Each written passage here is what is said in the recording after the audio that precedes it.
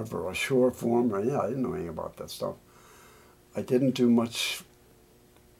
I didn't have a router, and I used a router a little bit in Danny's shop, but not really, you know. So, you know, if you have an idea and you want to try to do something, my suggestion is to do it. There's a lot of people out there who say, yeah, Carl, you're really lucky because you can build instruments and you can play and you can do all these things. Let me tell you something about that. You know why I can do that? Well, I guess I have some gifts and I worked hard to get to improve on those gifts. But the main thing I had was I was fearless. Not cocky, not that. No way. I never walking around, hey, I know it. No, don't do that. But I was fearless. I didn't have any fear. A perfect example was like when I was a kid, I graduated high school in 1957, and I was playing guitar, and I was working all the time around Pittsburgh, where I grew up, in that little town of Pitcairn.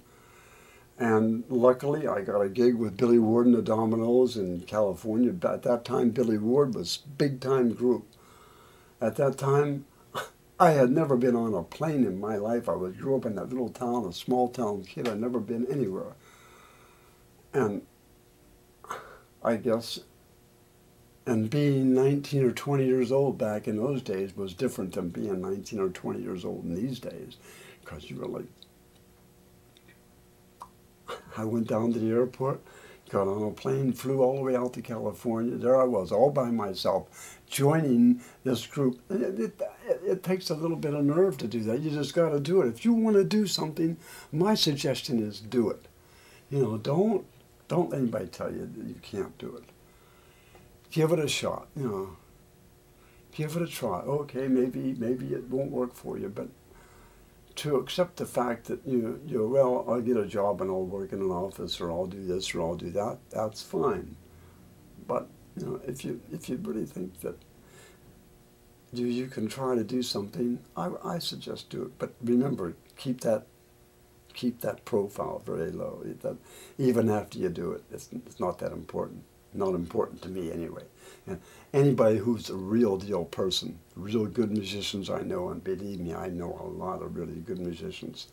And I knew a lot of really good guitar makers. You know, Jimmy D'Acquisto for one. You know, people who really did do it. I never heard any of those people ever talk about how great they were, or being a journeyman first, or being this, and then you get to the level of this and all that. That's just all bullshit. Only have 5 minutes left. Okay. Okay, we only have 5 minutes left, so we get on with the frets, okay? We can do that real quick. I'm going to put this one in. First, like I said, we seed it. You know, not so far, it looks good to me, so I'm going to do it. Joe, you can come over here. I'm just going to run, make sure this thing's working, okay? Watch out for the cord behind you. Watch out for the cord behind you too, Paul. You all right? Mm-hmm. I'm just going to run a little glue in the slot, okay? Not a whole lot, just a little bit like that. Wow, Joe, look at that. I didn't spill any. Whoa, my heavy duty, man. Bifocals, I'm 70 years old. Hey, man, I'm cool.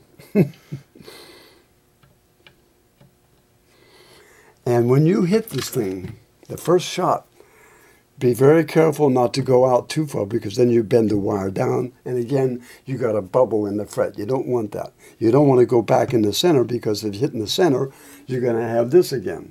So what you want to do is hit very close to the edge, but not out here, okay? And that first shot should be very definite, okay? Because that will get the fret seated. Can you take a real close-up of that, Joe? The fret's in. Yeah.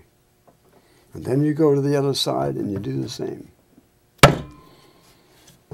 It should be pretty much in there, right? And then you can reinforce that by, you know, a little bit more. I'm not hitting that hard. It's just enough, you know. And then you start working your way across. A little bit here. And constantly back and forth. And then you can go in and go across. That's it. It's in there. When I get up here because the frets get, so I'm not going to do it now, but when I get up here, the frets get closer together, and trying to keep a center with a hammer like that is a little difficult. That's why I have this. When I get up there, I do the same thing I just did here, and when I go, I get the ends in like that, and then when I go across, I do this. Because down here, you know, this is a little too much, it's too much mass to get a good center on the fret. And then that's it. The fret's in. You know. After I get them all in,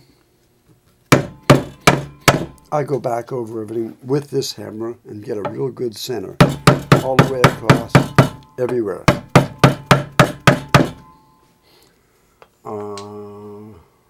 That's probably going to do. How much time you have? 2 minutes. Huh? 2 minutes. Yeah, okay. We're not going to show how we finish everything yet.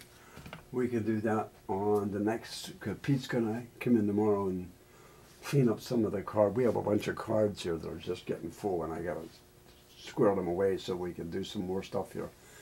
But right now, that's pretty much how we do it. You get down the whole fingerboard like that, and then we flip the end. I can show you that right now. We do this for sure.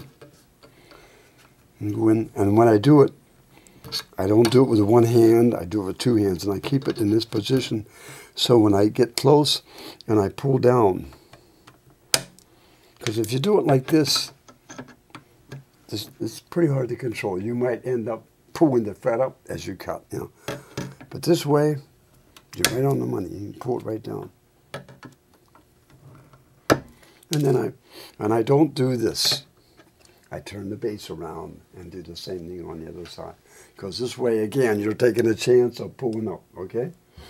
The next video we're going to do, we'll show you how I trim all the ends and how I get the nice bend, clean up the inside, and steel wool it, sand it, all that stuff. Okay, we almost there, Joe? Mm-hmm.